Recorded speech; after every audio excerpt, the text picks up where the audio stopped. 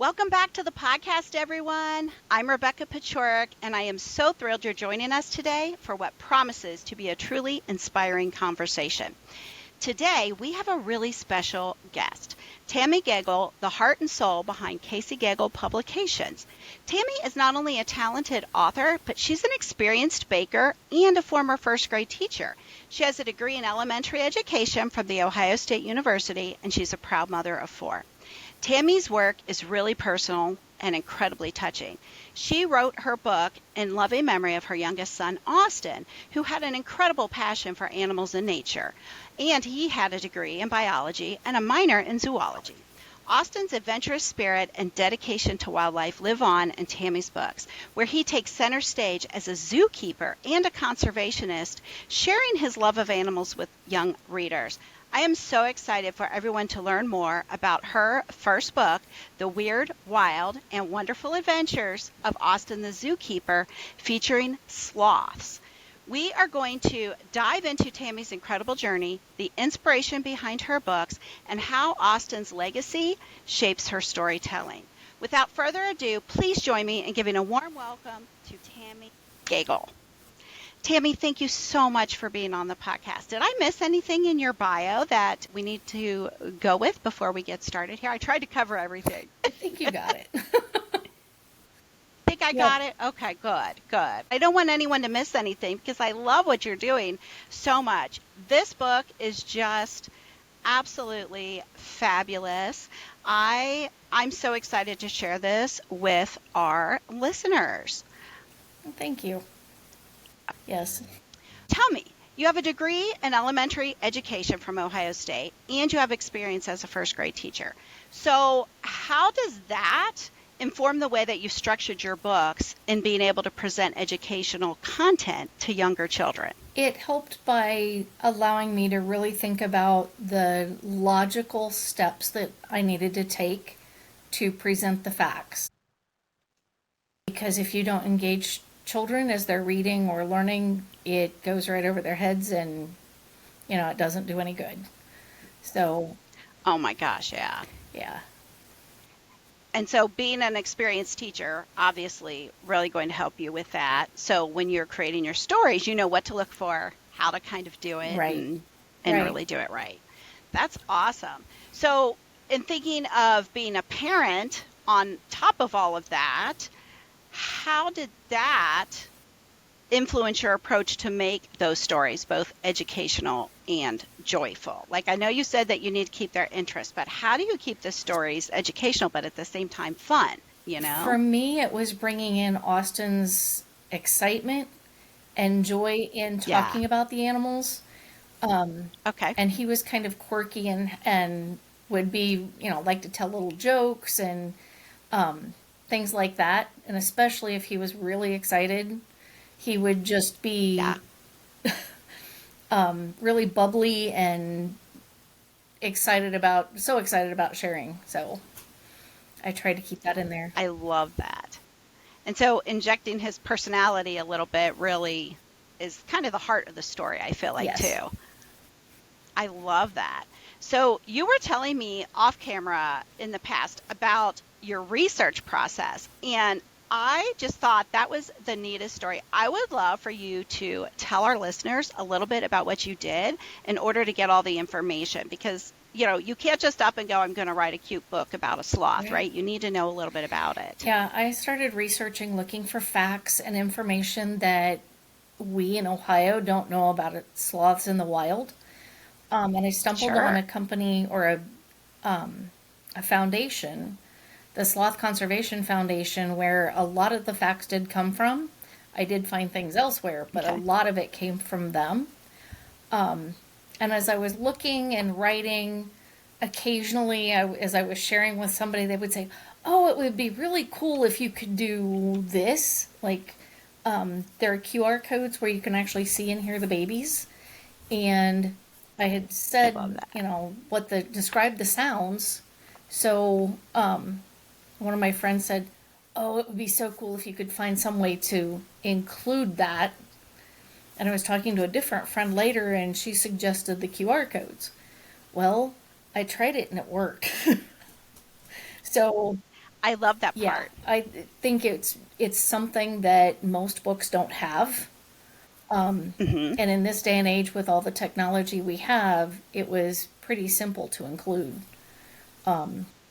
I love that. I'm going to show a picture of that. So if the listeners here aren't watching, just know that I'm showing kind of a picture of how Tammy did that. So if you have the video, you can see that. And I'll put these links into the show notes for us.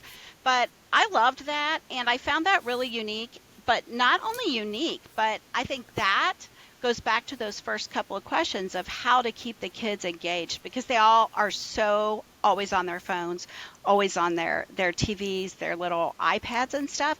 And this was a genius way to bring that education into the story to keep them interactive. And I just loved that. Yes, I loved that. I They turn out really cute. Is that something that you think you'll continue to do? Like, you were happy with the way that I worked out? really hope to be able to do that. Okay. Because it makes it more real to the kids. Yes. Okay. And besides, who ever thought Absolutely. about a sloth making any sound? I didn't even know they made sound until I watched your video. I thought they were just Yeah, quiet. I hadn't thought about it until I saw Yeah. that and I went, yeah, I don't know how to share that otherwise. And lo and behold, it happened. That is amazing. Now, did you get to see any sloths in person while you were doing the research? Yes, I went to the Columbus Zoo and Okay. got to spend a couple hours with Nice. the sloth keepers and feed the sloths a couple of the sloths that they have. Love that. Um, Actually got to see their excrement bucket. Yeah. Fun. Well, the kids would love that. Oh yeah. So, and that was one thing somebody said, I don't think you should put that in there. And I said, no, kids love that kind of stuff. Kids love that kind of stuff. And so I wouldn't Yes. take it back out. It's just part of the animals, and it was really kind of surprising that it didn't smell very strong. And I imagine Really? in the rainforest you wouldn't really be able to smell it at all Oh, yeah. Probably because there's not. going to be so many other smells, and Right. it's Right. also helping to camouflage the sloth. Oh, I didn't think of that. That's really good. And that that is so great for the kids to be able to learn those all those little bits and Hmm. pieces, right? And you wouldn't know that yourself if you hadn't got to experience that in person. And at least by looking at your videos in connection with Hmm. the book, they can get a little more of a feel for a sloth life, Right. right? And did you have a video in here? Is that where I saw the video of how it takes them forever to even go to the bathroom? Or was that maybe on one of No, your that is Facebook pages? in a couple pages before. You see the ones with the Okay. babies where they do the Okay. one of the types of sloths will do a poop dance at the bottom of the tree. That is awesome. And it was just so funny to me that they climb down the tree as slow as they are. They could be 100 feet in the air and have to go all the way to the ground to use the bathroom and then climb all the way back up. And it's when they're the And they're most slower than vulnerable. molasses. Oh my They're goodness. the most visible on the ground. So it's taking a chance with their life to even go to the bathroom. Oh my gosh. That yeah, who would think, right? That you're at risk just doing your normal things, Right. right? And what you said about kids loving that, I mean, having been a teacher, I'm sure you heard so many poop stories, not to mention being a mother of four. I mean, I'm a mother of one, Hmm. and it's a boy, and it's like he's 22, and I still hear poop Hmm. stories. That just never ends. Yeah. It's I it's a mean, part of our it's a daily thing, life. Well, for sloth, it's right? once a week, Right? but it's part of our daily Once a week, life. that's what it is. Oh my gosh. So once a week, they do their poop dance, jiggle on down the thing. That is just amazing to me. And when you went to the Columbus Zoo, I know you had told me that they were just so wonderful for you to get some of this research. Now, is that the same zoo that your son worked at? Wasn't that kind of part of the inspiration He of all did of it? not work at the Columbus Zoo, but it was his favorite zoo to visit. It was his favorite. Yes. Okay. I love He that. I love that. So, In fact, the last birthday that his girlfriend took him to the Columbus Zoo for the day. Hmm. And, because they were both biology majors. She did not major in Right. zoology, but she liked animals as much as Austin did. And Okay. so they went to the Columbus Zoo. Austin had I love always it. wanted to be the next Jack Hanna. So the Columbus Zoo was a Mm. definite favorite. So, Yeah. That is really neat. And so, you mentioned that you're writing in memory of him, of mhm. course. So, how did that passion that he had directly influence the creation of the book? And I know you're also planning on maybe doing a whole series out of this. So, what kind of sparked in your mind? Like, just all of a sudden one day, did he just kind of come to you in a dream, or, like what made you go, I'm going to write a book? One of my classmates stopped by my house. Our kids are the same age, and she stopped by and she goes, "I think you should write children's books in his memory." And I said, "Oh, Jen, I don't even write a grocery list anymore. I do it all online." And she goes, "No, I really think you should think about it." Um, and I've never tried to write a book, never anything Yeah. like this. So it was really a step away from anything I've ever tried or thought about, even. And to have Wow. it turn out as well as it did is just mind boggling to me. If I That is and if I amazing. had something that I wanted to include, almost all of it just kind of showed up in front of me in 24 hours. The Really? very So how long did it take from that conversation with her for you to decide that you actually were going to do it? um I think well, I started working on a book about wolves. Austin had an encounter with a Okay. wolf where he was working at this little place that had animals, and they had a wolf, and they took him in his first day of work to meet the wolf, and the wolf jumped up and Aw. wrapped his mouth around Austin's throat. And Austin said, Oh, my goodness. "Don't get me wrong, I was really nervous. I was glad that I had an inkling as to what might be happening, but," he goes, "it was nerve wracking." What happens with a wolf, they are a pack animal. So this wolf was lone. He had a companion dog, but he adopted humans. And when the wolf did that by wrapping his Mm. mouth around his neck, it was accepting him into the pack.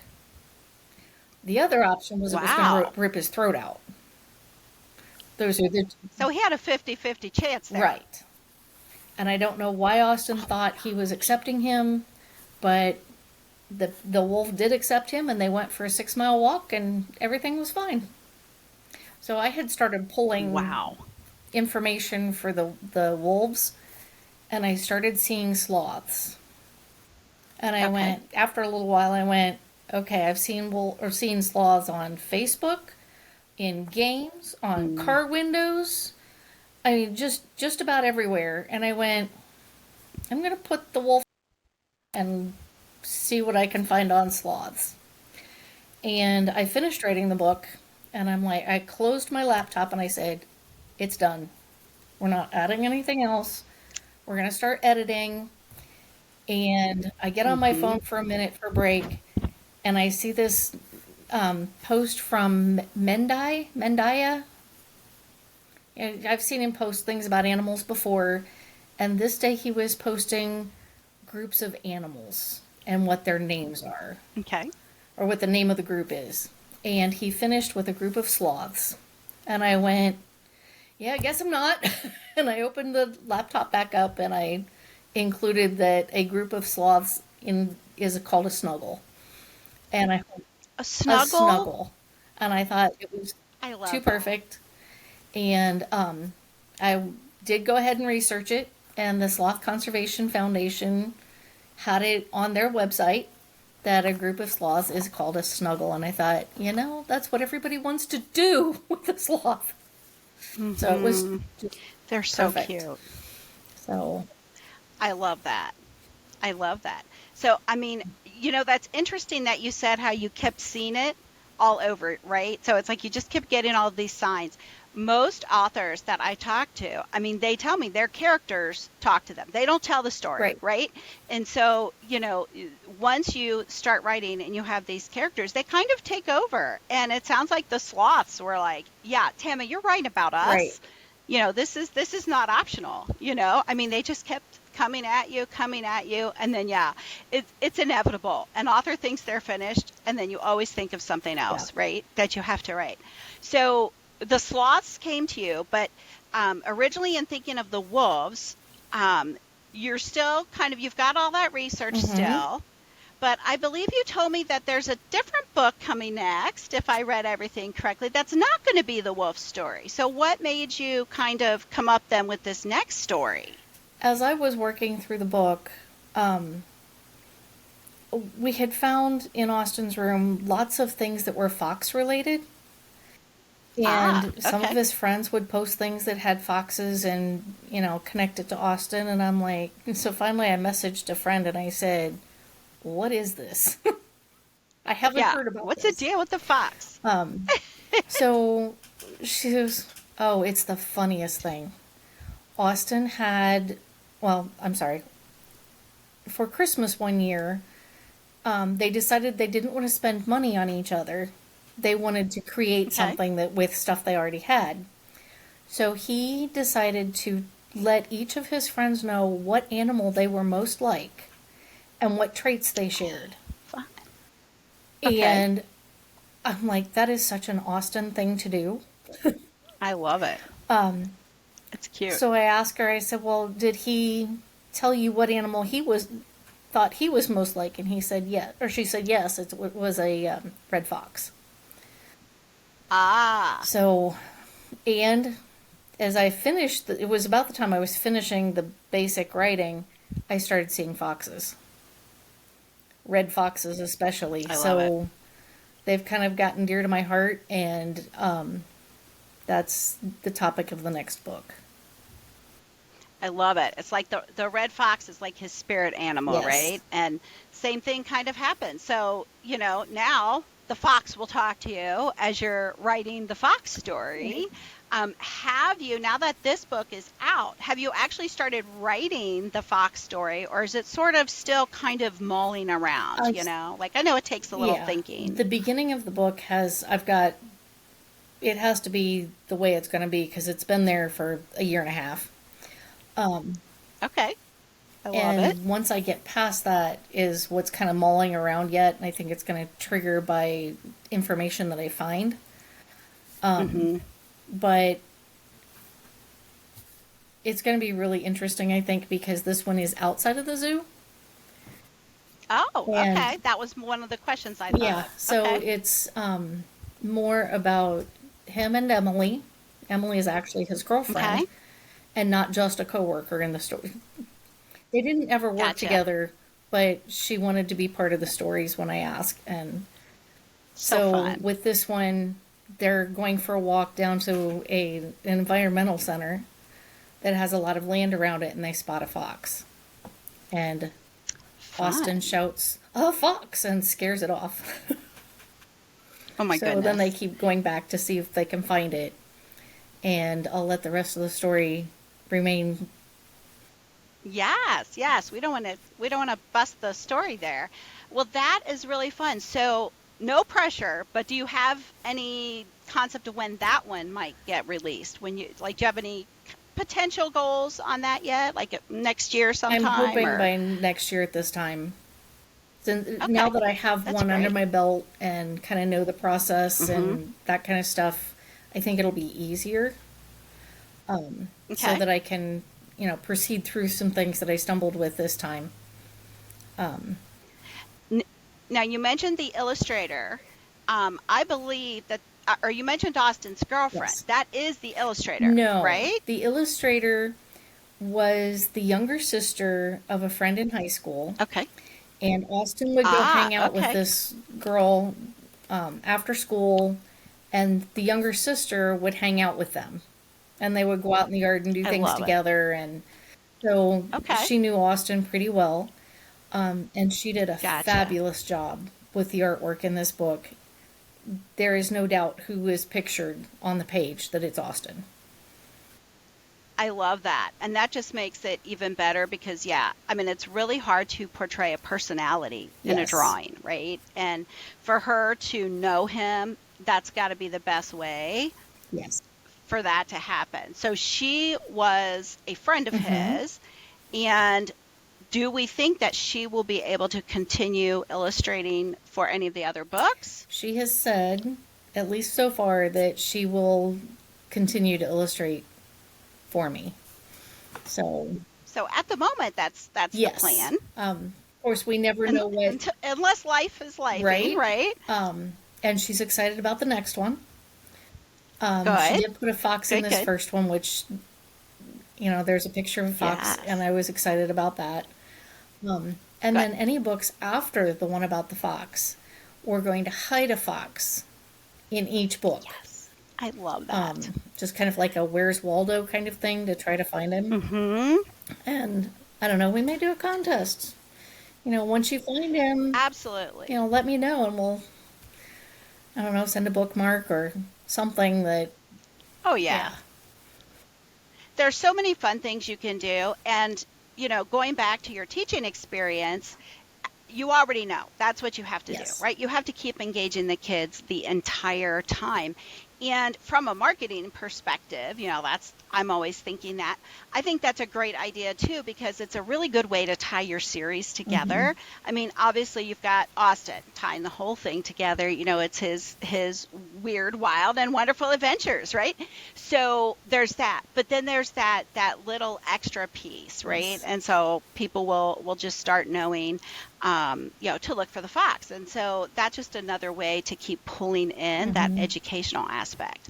Now, in addition to the Weird, Wild, and Wonderful Adventures series, do you envision expanding into any other children's literature? I know off camera you had told me you were thinking of doing some educational things to go with this, or do you think you'll just stick in that lane for I now? think, at least with this one, I have, having been a teacher, I have some great ideas for lesson plans that could go with it for teachers and Yes. homeschool families. But beyond that, the animals are going to be about wildlife and insects and birds and ocean life. I have plenty of I love stuff it. to keep myself occupied with. So, No retirement for no. you, huh? I love it. I think this is just the neatest idea, um, because it's just so from your heart. If you weren't writing from your heart like you are, do you think you would have ever decided to be a No. writer if this hadn't just kind of, you know, become a No. thing? Like I said, I didn't even pick up a pencil anymore to write a grocery list. I was Wow. doing it all online and had no desire to ever write a children's book, or any book. Wow. My husband had even suggested it a few times, and I said, no, that's not, That's not you. yeah, it's not something I'm interested in. And I honestly believe this book coming out has made a difference in my mental health over living in Really. Austin. Yeah. As part of the healing process and Yeah. having something to do with your grief kind of a thing? One of the things that a parent who's lost a child, their biggest fear, at least my biggest fear, has been that he won't be remembered, that he'll be forgotten. Yeah. And this is one way that I can make sure he's not. I love that. So, you said you've learned a lot of things in the last year, in the production Hmm. process, in the publishing process. When you think about that, for other people out there that are thinking they'd like to write a children's Uh huh. book like you have done, is there any sort of tidbit or two of advice you would want to give other people wanting to break into that industry? For me, the biggest thing is punctuation things. That's where I'm probably Mm, the weakest. okay. So look for ways to support that. And I'm now using Grammarly, which is an app that you download to your phone and it connects to your text messages, your writing, just about anything. And it's been really helpful because I'm starting to, okay, I always need a comma here, or I need an M dash and not a hyphen, or something like that, so that that part of the process is easier. I love Yeah. that. You're learning it. You're relearning Well, grammar, and right? more As you go. solidly than I ever did. I always struggled with it, Yeah, so which is another reason I never thought I would write. sure. So, Sure. I've talked to writers who say that they've always been horrible spellers. Thank God for Grammarly and spell mhm, check, because that would be a shame to have all of these creative, wonderful people out there not able to get their stories out there just right. because, right? And so that's amazing. I love that. Grammarly definitely is good. Are there other tools that you've used that you think are have been helpful to you? Um, I didn't know if you had a favorite like writing tool. I know all authors seem to have their own little thing. Like, did you write your text mostly in Word, or what did you use Actually, I for wrote that? pencil and paper first, and then Love I it. went in, I'm a pencil girl myself, so I get it. and at one point I was drawing like rough illustration ideas, and found that Yeah, there are times where I just cannot draw. I sure. actually, Mine are stick figures. I get it. there's a drawing about the sloth's stomach because they're not shaped normally, or what we consider normal. And Okay. I had the sloth laying on his back, and all of a sudden I looked at him and he looked like Perry the Platypus from Phineas and Ferb. It's like, I that love is it. not a sloth. So, Wow, that's why you have a good oh yes. illustrator. So, Oh, that is awesome. That is awesome. Um, Before I ask you about the show notes that I'm putting together for where to find you, there is another really important question I need to ask you. This podcast was built as Books and Brew originally. When you're writing, are you a coffee girl, a water girl? What would you like have in your cup? I start out every morning with coffee, and depending on the temperature, I then switch to water, or flavored water kinds of things. But if it Yeah, stays cold, I stick to coffee. me Yeah, too. yeah. Me too. Um, it just, because it's handy, I can drink it hot, medium, lukewarm, and ice cold. So I'm okay with the coffee. But when it gets really hot, I Same. have a tendency to drink one and I'm done for the day. Yeah. Yeah, I don't like being too hot. I mean, hot flashes are bad enough. We don't need to make it worse, Right? right? I'm just kind of like, no, we don't need to, feed that fire. Um, so if you start off with your coffee, you said you like to write with pencil and pen. Is there any other like do you need to be in a quiet room? Do you need to leave your house? Are there any other sort of like atmospheric things that help Actually, for inspire you when me, you're writing? it goes the opposite direction. I prefer not to be in the quiet too often. Being the oldest of six Okay. kids and having four kids, and mom You're babysat, not used to I that. was teacher, the four kids. There's always been noise Oh my around me. gosh. So if Okay. nothing else is on, it's the TV or the radio. I'm Okay. just not a fan of quiet, but I've not ever really had quiet. Um, Sure. Being the oldest of six, my sister was born when I was 11 months old. And Oh yeah, wow. so it's just been noise all my life. It would be yeah. I mean, it would just be like a complete change of environment, Hmm. right? And so if you're not used to that, like you basically your entire life, you learn to work within the Yes. noise, doing your homework, doing Hmm. anything. And so I can totally appreciate that. So you could, I mean, really write from anywhere then. I mean, you could go in a crowded restaurant, Hmm. it could be all noisy, and you could probably still Oh, write. yeah. I can do that much I easier love than it. walk into a quiet room and write. Yeah. Yeah. So I guess those quiet writing retreats that we hear about, that might be tough for you. Hmm. You'd have to like crank up some music on your headphones. I do know a lot of writers that have specific, like they listen to different binaural beats or Mm-hmm. frequencies or, classical music, whatever it is. You'd have to have some music Yes. going during a retreat. Like the concept of taking the time to write is good, but you would need to have that Yes. sound Yes. to help you do it.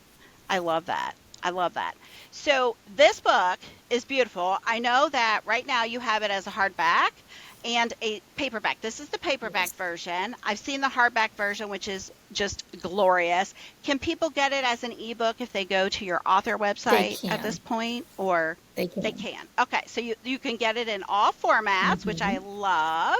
And I'm going to put all the links in the show notes for people to be able to go find those books Okay. and buy those. And I love that you have, and everyone will love this, that you have the various QR codes going throughout. There's just so many fun things. The illustrations are gorgeous. I know that you've put together some fun little bundles.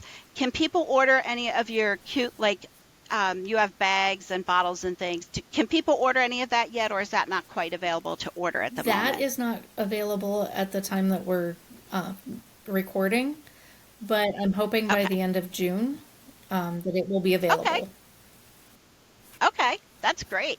And then I know that you sell books in person Mm-hmm. near the Wapakoneta, Ohio Yes. area, which is a little north of Dayton, for people that aren't familiar with the smaller towns in Ohio. We've got the books on your website, you're on Amazon, and pretty much wherever books are kind of Yes. sold online, right? Um, Regarding social media and stuff, are you doing just Facebook for now? I know I've seen you have a I do Facebook have a page. Facebook page. I'm trying to figure out how to link to an Instagram page as well. Okay, Um, good, good. and All in progress, yes, right? yes. I'm not the most technologically adept. So Gotcha. starting some of that stuff is a little more difficult for me than it is for others. Sure, In part because sure. we had one computer for a really long time. So Been there, when that been there. happens, it puts you behind when you jump forward more than a decade. Sure. So, trying to, Absolutely. yeah. Absolutely. Well, and you've got a lot. I've seen some of your photos. I've seen some of your photos of, the people enjoying the book. It sounds like everyone who's read the book loves it. I know I really enjoyed it. I especially liked the page in the back. Uh, is that something I can tell Oh, people yes. about, or is that supposed to be a surprise? So the coloring sheet that's in Hmm. there, love that you added that in. Between that and the QR codes, on top of, I mean, obviously the story itself is just beautiful, but the little things like that you added, I just think are genius to keeping the kids' attention, and it's all about that, right? And so I'm looking forward to seeing what you do with those Facebook and the Instagram pages to keep that going. Like I said, we'll put all those notes in there, and we will get everything going. Is there anything else that you want listeners and your readers to know about you, the books, your story, before we get off here? Um, this story is just really dear to my heart. Um, just before Austin graduated, he had started a little place that had some animals. He was helping take care of like one or two, but mostly doing maintenance kinds of things. And they Okay. had sloths. And he got to go up Mm, and feed them and learn things firsthand. And he came home and he was in the living room and he jumps and he goes, "Mom!" And he came running, and with every step he was like, "Mom, mom, mom, mom, mom, mom," and you could hear his feet running just as fast as he was shouting "mom." And he came to the kitchen and he could fact dump. I wow. mean, he spent the next 10 minutes just telling me as much as he could remember, as fast as he could remember it. And I think a lot of that information made it into the book. And I Good. tried to share that excitement, that pure joy of learning about Mm, animals and knowing about animals. And one of the last things that I really remember seeing him do mm-hmm. was he had brought an insect inside and had it on our lunch table and was watching it crawl around the table trying to figure out what it was. I said, "What are Oh, you okay. doing?" And he goes, "Well, I can't figure out exactly what it is. This part is like this bug, but this part is like this other bug, and this other part is like a third bug." And it was Oh my just goodness. so Austin to be I trying love to figure that. out what it was. And I hope I can share and encourage others to be more like that and to really think Yeah. about what we're doing to the environment. Mm. Because so many things that we're doing now as people as a whole around the world is damaging our environment and the places that animals really need to live. So I'm hoping That's to a good point. encourage people to think about that and what we're actually doing to the animals and wildlife in those areas.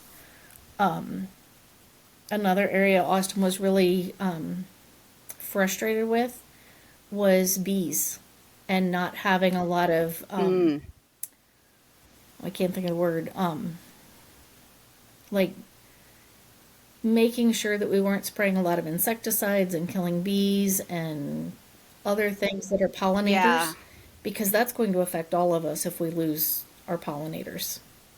We're not going to be able to survive as humans. Really? Yes. Wow.